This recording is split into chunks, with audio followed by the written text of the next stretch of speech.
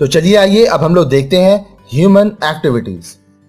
Every human being is engaged in one activity और the other. प्रत्येक व्यक्ति कोई ना कोई क्रिया अवश्य करता है। It may be cultivating land, preparing food, playing football, reading story books, studying in a school, teaching in a college, working in an office, jogging in the park and so on. यह खेती करना, खाना पकाना, football खेलना, कहानी की किताब पढ़ना, विद्यालय में पढ़ना, कॉलेज में पढ़ाना, दफ्तर में कार्य करना, पार्क में धीमी गति से दौड़ना आदि कुछ भी हो सकता है। If you try to ascertain as to why these individuals engage themselves in one activity or the other, you will find that by doing such activities, they are trying to satisfy some of their needs or wants. यदि आप यह जानने का प्रयत्न करें कि लोग कोई ना कोई कार्य क्यों कर रहे हैं, तो आप पाएंगे कि इन क्रियाओं को करने से वे अपने किसी न किसी आवश्यकता या इच्छा को संतुष्ट करने की कोशिश करते हैं। All these activities which human beings undertake to satisfy their needs or wants are called human activities. वह सभी क्रियाएं जो मनुष्य अपनी आवश्यकता या इच्छा की संतुष्टि के लिए करता है, मानवीय क्रिया कहलाती है। However, even if all human activities satisfy the needs and wants, they differ among each other in terms of purpose for which they are undertaken and the end result. यद्यपि सभी मानवीय क्रियाएं किसी न किसी इच्छा या आवश्यकता की पूर्ति करती हैं, फिर भी उद्देश्य एवं अंतिम परिणाम के आधार पर वह एक दूसरे से भिन्न है। For example, let us take the activity of preparing food. One prepared by a mother at home for her family and the other by a cook in a hotel. उदाहरण के लिए आइए खाना पकाने की क्रिया को ही ले लें। एक ओर तो माँ घर पर परिवार के लिए खाना बना रही है और दूसरी ओर एक बावर्ची होटल में खाना बना रहा है। Here you will notice that the purpose and end result of the activity of preparing food, A by a mother and B by a cook, varies.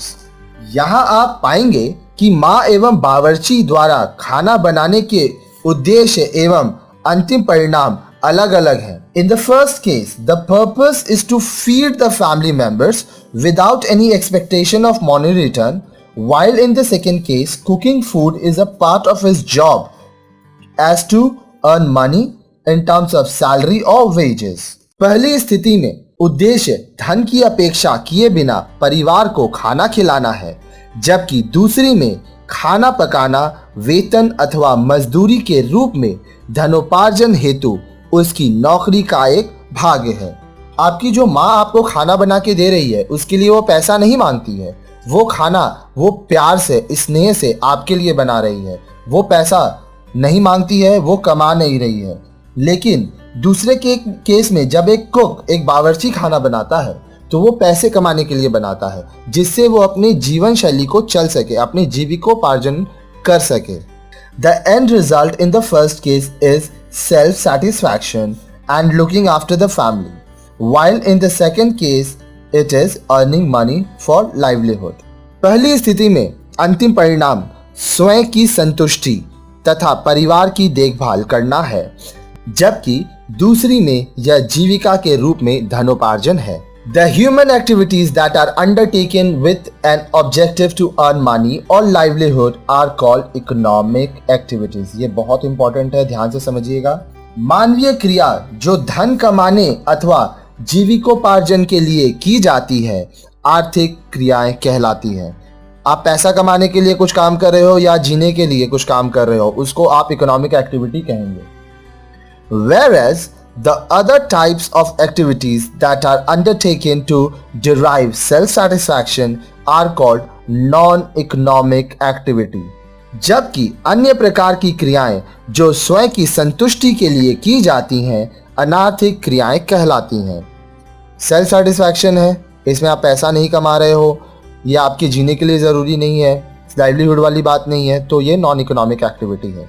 A farmer growing crops a worker working in a factory for wage or salary, a businessman engaged in buying and selling of goods are examples of economic activities. आर्थिक क्रियाओं के उदाहरण है किसान द्वारा खेती करना, मजदूरी या वेतन के लिए एक व्यक्ति का कारखाने में काम करना, एक व्यवसायी द्वारा वस्तुओं का क्रय विक्रय करना आदि. While activities like meditation, engaging in sports for physical fitness, listening to music, providing relief to flood victims, etc.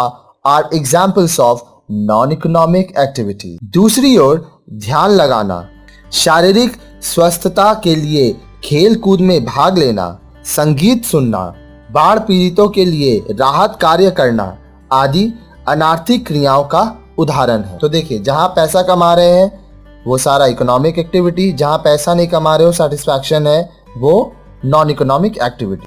Activities which human beings undertake are known as human activities. मनुष्य द्वारा की जाने वाली विभिन्न क्रियाएं मानवीय क्रियाएं कहलाती हैं. We can divide these activities into two categories. इन सभी क्रियाओं को हम दो वर्गों में बांट सकते हैं. इकोनॉमिक एक्टिविटीज आर्थिक क्रियाएं, नॉन इकोनॉमिक एक्टिविटीज अनार्थिक क्रिया. चलिए आइए अब हम लोग इकोनॉमिक एक्टिविटीज के बारे में पढ़ते हैं. इकोनॉमिक एक्टिविटीज को शुद्ध हिंदी में आर्थिक क्रियाएं कहते हैं. Activities which are performed with an objective to earn money are known as economic activities. For example, farmers grow crops to sell them. A factory or office employees work and get wages or salaries. A business person earns profit through buying and selling of goods or services. These activities are economic activities. देखिए, हमारे videos में आपको बहुत सारा चीज repeated है, इसलिए ताकि आपको पूरी बारीकी से याद हो. टोटल 2000 पन्नों का बुक मिला के ये पूरा का पूरा वीडियोस आपके लिए बनाया जा रहा है. आइए इसका मतलब समझते हैं. जो क्रियाएं धन अर्जित करने के उद्देश्य से की जाती हैं उन्हें आर्थिक क्रियाएं कहते हैं. उदाहरण के लिए किसान खेत में हल चलाकर फसल उगाता है और उसे बेचकर धन अर्जित करता है. कारखाने अथवा कार्यालय का कर्मचारी अपने काम के बदले वेतन या मजदूरी प्राप्त करता है.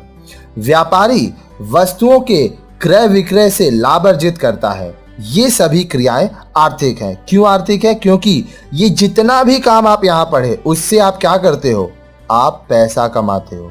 तो जब आप पैसा कमा रहे हो तो ये जो काम है ये इकोनॉमिक एक्टिविटी हो गया. चलिए आगे देखते हैं. नॉन इकोनॉमिक एक्टिविटी जिसको अनार्थिक क्रियाएं कहते हैं.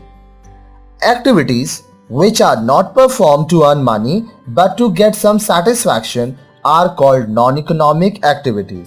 जो क्रियाएं धन अर्जित करने की अपेक्षा संतुष्टि प्राप्त करने के उद्देश्य से की जाती हैं उन्हें अनार्थिक क्रियाएं कहते हैं. These activities are performed to discharge social obligations or for physical fitness or for recreation etc. इसको हम लोग etc. पढ़ते हैं. इस तरह की क्रियाएं सामाजिक उत्तरदायित्वों की पूर्ति, मनोरंजन या स्वास्थ्य लाभ के लिए की जाती हैं. People visiting places of worship, providing relief to victims of flood and earthquake, engaging in sports activities, gardening, listening to radio, watching television are few examples of non-economic activity. लोग पूजा स्थलों पर जाते हैं, बाढ़ अथवा भूकंप राहत कोष में दान देते हैं, स्वास्थ्य लाभ के लिए स्वयं को खेल कूद में व्यस्त रखते हैं, बागवानी करते हैं,